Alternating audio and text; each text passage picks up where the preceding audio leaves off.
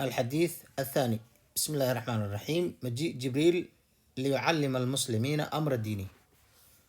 إماشيه ملك جبريل سي مسلمين تأبر الدين توذا.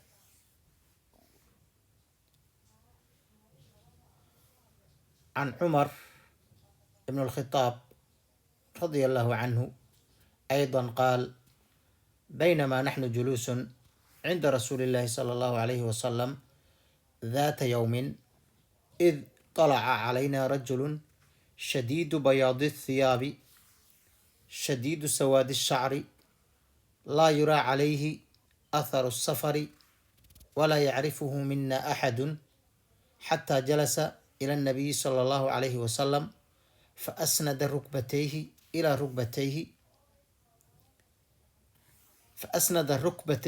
ركبتيه ووضع كفيه على فخذيه أو على فخذيه وقال: يا محمد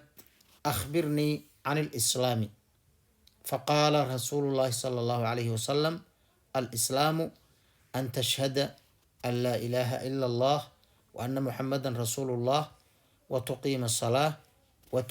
وتؤتي الزكاة وتصوم رمضان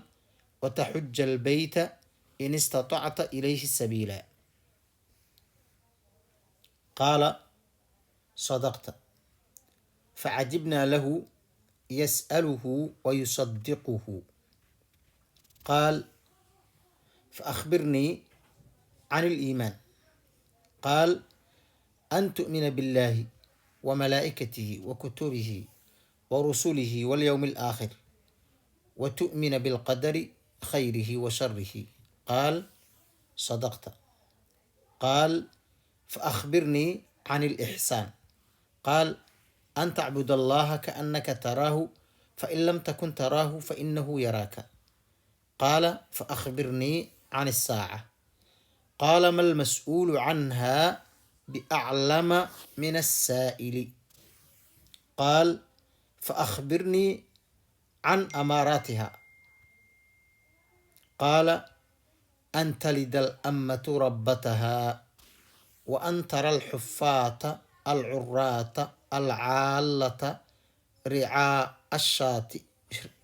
الشاء يتطاولون في البنيان. ثم انطلق فلبثنا مليا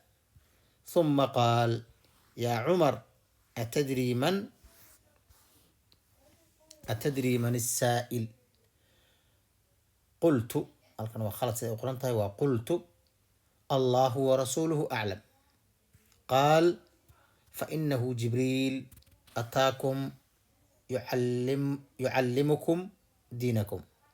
رواه مسلم. لمبرك حديثك ومعناها صحيح المسلم كقريهي.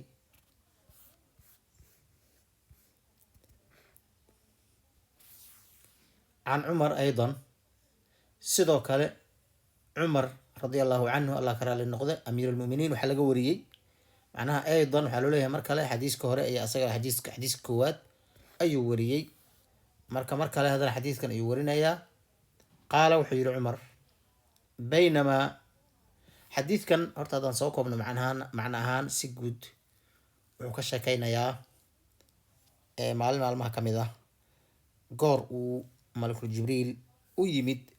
النبي صلى الله عليه وسلم iyo saxaabada oo markaasi meel fadhiya halkaasna uu su'aalo ku weydiiyey nabiga sallallahu alayhi wasallam isagoo markaasi doonayo in uu baro macnaha dadka muslimiinta ah diintooda ay bartaan. Marka su'aalo buu weydiiyey, su'aalaha markuu weydiiyo nabiga waa ka jawaabay su'aalihii wuxuuna garanaynin hadda wuxuu dhahay ma garanayo. markii su'aalihii dhamaystayna wuu iska tagay. muddo kadib ayuu nabiga sallallahu alayhi wasallam saacado kadib ay noqon kartaa waxay noqon kartaa 3 maalmood meelahaas baa lagu qiyaasaa buu nabiga sallallahu alayhi wasallam weydiiyey Umar oo uu yiri Umarow ma taqaanaa ninkii ama noo yimid qofkii macnaha suurada bini aadamka lahaa noo yimid markaasuu yiri maya ma garanayo ilaahay rasuulkiisa og. markaasuu nabiga u faahfaahiyey oo ku yiri wuxuu ahaa malakul jibriil oo markaasi diintiina idin barayay. marka qisadii buu cumar amiirulmuminiin ka sheekeynayaa si faahfaahsan. qaala wuxuu yidhi baynamaa goor ama xilli naxnu annaga saxaabada ah juluusun cinda rasuulillaahi sala allahu calayhi wasalam rasuulkaana agtiisa fadhinay daata yowmin maalin maalmaha ka mid ah id talaca calayna waxaa inugu soo baxay rajulun macnaha wax suura macnaha bini aadam ama nin suuradiisa leh oo macnaha malakul jibriil buu ahaa malag buu ahaa laakiin suura bini aadam leh suura nin leh ninkaasoo shadiidu bayaadi thiyaabi dharkiisa ay cadcad yihiin oo weliba caddaantooda ay daran tahay aad ay u cadcad yihiin macnaha nadiif u yihiin shadiidu sawaadi shacri timihiisana ay nadiif yihiin oo aad ay u madow yihiin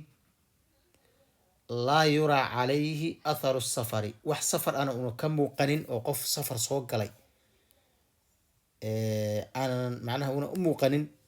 qof macnaha kasoo baxay xaafadda u muuqaal eg walaa yacrifuhu mina axadun qofna una naga garanayn. laban bay mid ahayd meesha waa tuulo ninkana waa nin weyn muuqaalka markaasi muuqdo waa nin weyn oo macnaha dadka waaweyn lagu tiriyo. waxay ahayd in la garto marka la arko bidhaantiisa in la garto oo uu noqdo hebel. hadduuna hebel noqonin waxay ahayd inuu noqdo nin saxaraha soo jiiray oo meel fog ka yimid oo macnaha markaasi ay ka muuqato duuf badan iyo dhidid badan iyo macnaha kulayl iyo bus macnaha safarkii laga dareemayo. midna ma aha marka way yaabeen saxaabadii aad baan macnaha ay u yaabeen labadii midna ma aha. walaa yacrifuhu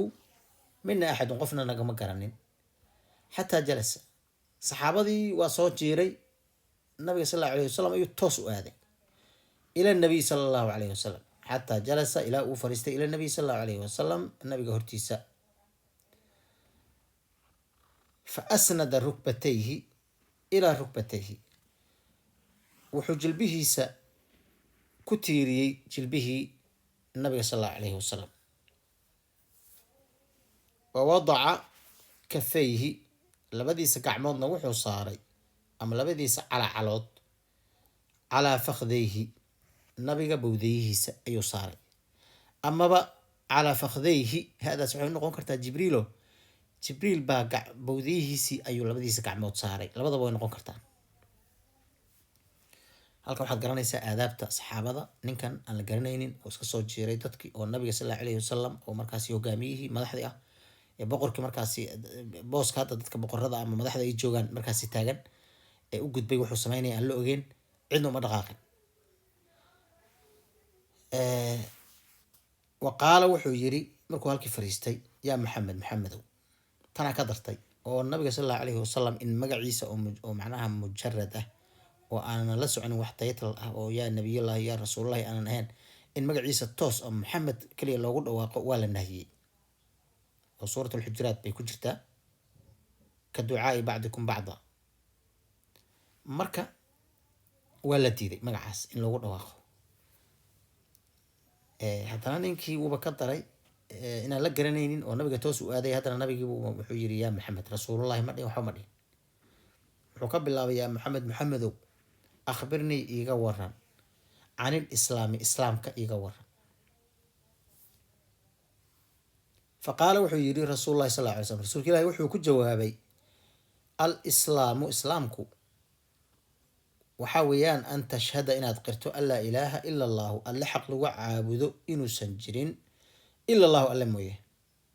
wa ana maxamedan nabiyullahi maxamedna rasuulullahi rasuulka ilaahi uu yahay inaad qirto waa kow. wa tuqiima salaata salaada inaad toosiso wa tu'tiya zakaata zakada inaad bixiso limustaxiqiha macnaha dadka mudan inaad siiso loogu talagalay ee qur-aanka lagu sheegay. wa tasuuma ramadaana bisha ramadaana inaad soonto. wa taxuja albeyta inaad gudato beytka alle inaad soo xajido in istatacta ilayhi sabiilahan haddaad awoodo.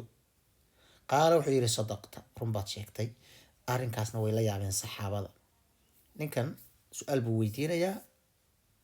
facajibnaa waan la yaabnay lahu ninkan asaga يسأله سؤال بويدين يا النبي صلى الله عليه وسلم ويصدقه هذا الرمينيا وهدو الرمينيا محمد كل ويدين يوجا أو الرميسنا مركوي لا يابين